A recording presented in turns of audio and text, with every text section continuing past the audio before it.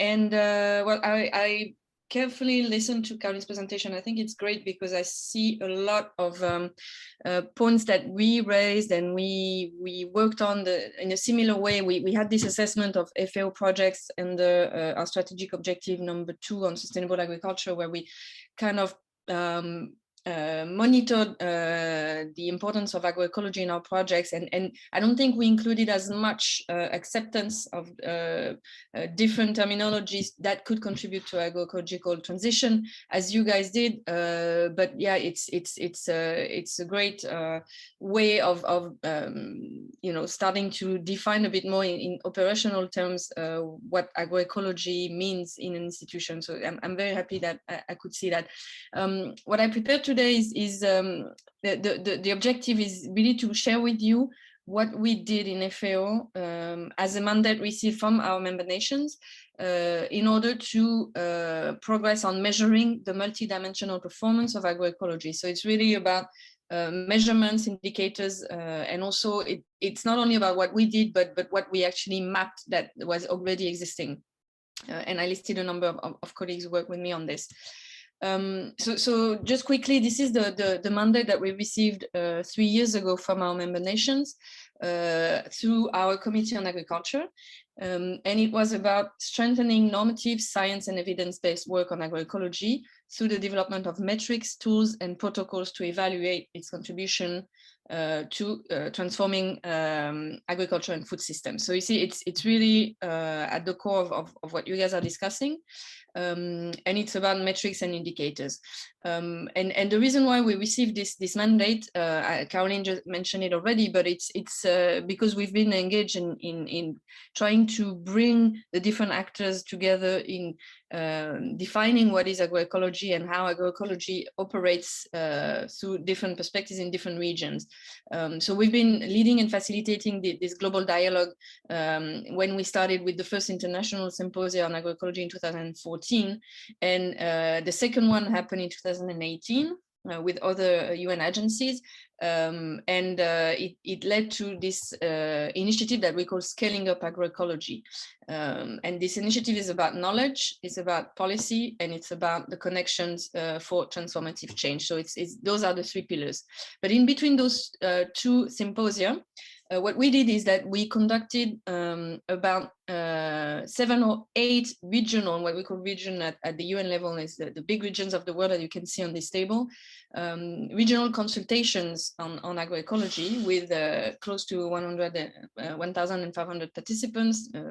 Most countries were represented, in order to review what was being done under the name of agroecology, and whether we could find some common grounds, not only in terms of science, and we know the triple definition of agroecology: a science, a set of practices, but also a social movement. So it's not only in terms of science, but also in terms of practices and social movement. And this is something that is particularly important to mention when we work in the European context, where this social movement is maybe less represented. And these consultations, they led to the definition of those 10 elements of agroecology. So I don't know how familiar you guys are with the different frameworks for defining agroecology. So this framework that was proposed by FAO based on these very large consultations and this 4-year process is composed of 10 elements. They are what we call characteristics of agroecological systems, such as the diversity, the synergies between the different elements of a farm, the recycling of biomass, of energy at farm level, and those are what we call the characteristics of the systems. And then we have also what we call emerging properties from the system, such as resilience, efficiency. And then we have at the core of everything, you see that element of co-creation and sharing of knowledge, which is really found in all regions and in all types of agroecological transition that were reviewed. And then we have elements that have to do with what we call the enabling environment. So the governance aspects on the left, the circularity of the economy and the solidarity of the economy on the right-hand side, but also human and social values. And on the right at the bottom, as you can see, culture and food tradition, which are also quite common. So those 10 elements are what we use to define the common ground throughout the world in terms of what agroecological transitions look like. But you also have, as you know, the 13 principles of agroecology as defined by the high-level panel of experts to the Committee on Food Security. So the Committee on Food Security is also related to FAO, but it's a multi-stakeholder process, whereas the COAG is really where governments, it's an intergovernmental body, and CFS is really a multi-stakeholder mechanism where governments work with science, with private sector, with civil society, and that mandates every year a group of experts to work on a specific topic, usually scientists, but also associated experts that might not be from academia. And from this work, they define those 13 principles, which are, as you can see, quite well aligned with the 10 elements. And it's a bit, it shouldn't be seen as only a challenge that we have two different frameworks to work with at the moment. We have one from, I would say, more an academical point of view here, and one from the consultation work that we did in FAO that was approved by the member nations. But they are basically well aligned. And there's this interesting paper led by Alexander Wesel, who reviewed, I mean, you see all the co-authors on here, including some FAO members, FAO staff. And they reviewed the alignments of both frameworks, and I think we all agree now that both frameworks are very well aligned. The 13 principle might provide some more information on, for example, the diversity aspect, looking a bit more into details, including animal health and soil health separately. But basically, those two frameworks are very well aligned. So that was for the definition part, which I still believe is important. But when we come to the measurement aspects, I'm sorry it's a bit tiny here, but you have everything in the documents that I could share with you afterwards. We also did a review of all. Not all. We cannot pretend to be exhaustive here, but we reviewed quite a large number of existing frameworks looking at sustainability of agriculture from all types of dimensions in sustainability. And you see the list here. So you have frameworks like MESMIS that was developed in Latin America. That inspired a lot the work that we did to respond to the mandate received by our member nations, in the sense that it's a very good example of participatory approaches, stepwise, with a hierarchy of coming from the big dimensions of sustainability and going down through criteria and then finally indicators. There's also work from the Groupe de Travail sur les Transitions Agroécologiques that you can see on the second line of this slide, the GTAE, with a lot of work in West Africa in particular. We took quite a number of attributes and approaches from this framework as well, especially for the criteria based on economic performance. We also looked at SOCLA, the Sociedad Científica Latinoamericana de Agroecología. From them, we took especially their approach of soil health. But you see a large list again, LUME. We looked at zero budget natural farming from the state of Andhra Pradesh in India. Their approach was also very informative for this process. And eventually, we also looked at another FAO tool that was developed for sustainability assessment that is called SAFA, which is a very exhaustive framework looking at over 130 indicators. So we did consider quite a number of approaches. And in this process that was participatory, again, we held a number of consultations online, and we had a large meeting of experts and professionals from agroecology from all around the world in Rome to define the principles to follow in developing this tool for measuring agroecology and its performance. And I'm not going to go through all those principles, and we have 20 of them, but I tried to list the important ones at the bottom here in comparisons with what existed. So the idea is really to avoid single criteria and single metrics, and to look into multi-criteria approaches. And this is already quite a big step. And we have a lot, for example, if you look at monitoring and evaluation of projects, we usually look at number of beneficiaries, yield per hectare, income, things like this that are very, very single metric oriented. And the idea here is completely the opposite, is to always have a multi-criteria approach. It's also to stay simple, operational, and flexible. So this is quite important. We don't intend here in developing such a tool at global level to be exhaustive, to be systematic. It cannot be done. It has to be a simple approach that on which we can build on, we can add on, flexible. That's the meaning behind. So we have a core list of criteria to measure, and obviously always the option of adding what we call advanced criteria. And it should include all dimensions of sustainability, but bearing in mind that this varies a lot between regions. So in our daily work, we realize that, for example, when we talk to our European partners, agroecology is always more perceived as a way to adapt to climate change and to enhance biodiversity. So it's really from the environmental angle that discussions are taking place.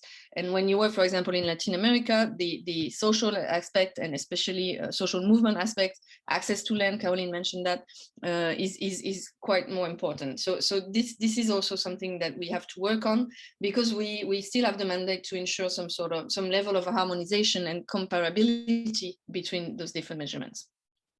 So that's what's behind. And before I conclude, I just want to tell you a bit more about this tool and where we are with it, and because we've been working with the European Commission a lot on this, especially in the SCA agroecology, and it's part of different CSA with the Commission as well. So it's important to continue on this dynamic. So TAPE is the tool for agroecology performance evaluation, and it's a tool for sustainability assessment in agriculture that is using agroecology as a basis for diagnostic and for producing evidence on these different dimensions. So I'm not going to go through the first 2 points that I already covered, but I mentioned that it's a stepwise approach, and I think this is a very important aspect of all the frameworks that were developed with an agroecological approach. That you have to go through certain steps. So you don't come up with indicators already that you impose on a process, but you start with a consultation and an analysis of what is the enabling environment and the context locally. And then we produce a diagnostic on the status of this on the transition locally, and maybe different groups of systems, different territories in the same region, different, for example, types of farming systems as well, based on the 10 elements. So we're using the 10 elements to measure what is the status in the transition, where are we right now, and what are the strengths and weaknesses.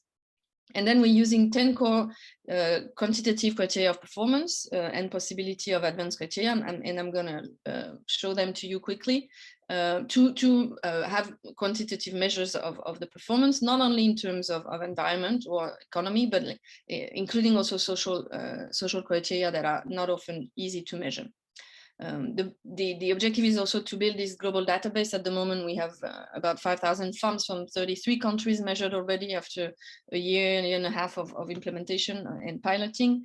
And a big area of the work right now is to support large projects such as projects from IFAD or the Global Environmental Facility or World Bank also, in addition to FAO project, with such a tool to help them design the interventions, so mapping the different systems and what are their strengths and weaknesses, and what should we do to encourage the agroecological transition for different types of farms with different entry points, and also to look into how we can use that for monitoring and evaluation systems that will go further than again, single metrics.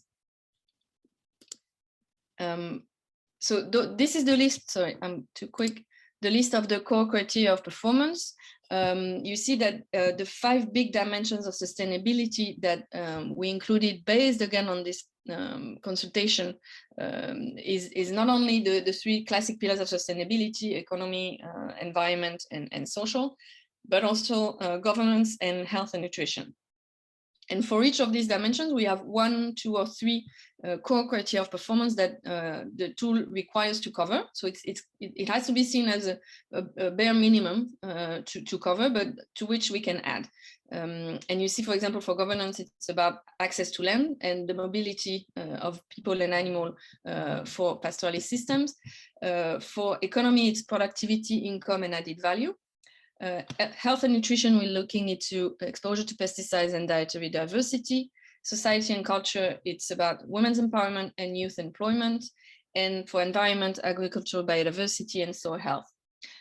So those are, again, there are probably indicators that you would like to see in this list that are not, but the idea is that you have to measure all this, and those are things that are usually not measured together. So you would not find studies that look into how farmers are exposed to pesticides and at the same time what their access to the diversity of food is and diversity of nutrients, and how women are empowered or not in the system. So it's really about putting those things together in a simple way.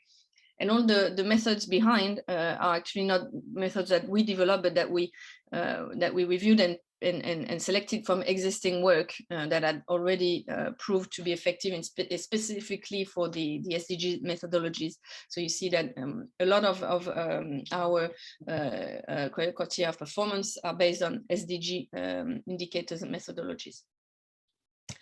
And just to finish, I have some results that I could present if we have time, but I could also just share the slides with you. But this is the status of the work with this framework, with this STEP framework at the moment. So we're working, as I said, in about 33 countries.